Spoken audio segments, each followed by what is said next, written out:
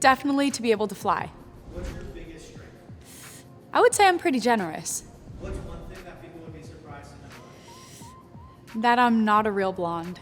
When did you fall in love with gymnastics? When I was 3. Do you have any superstitions or pre-meet rituals? I have a lucky duck that I got when I was like 7 years old, and I brought it to every single meet since. What has been the best moment of your gymnastics career? I would say the best moment was making the USA national team, and then also when I got my scholarship to LSU. Or in your family too? My family is everything to me. If you're having a crawfish boil, which three celebrities would you invite? Probably Joe Burrow, Taylor Swift, probably Shaq. Which athlete inspires you now or inspired you as a kid? I would say Joe Burrow inspires me most because he's just so confident all the time. If you were a gymnast, which sport would you play? Probably softball. What's the weirdest conspiracy you've heard about yourself? Man, I see something new every day.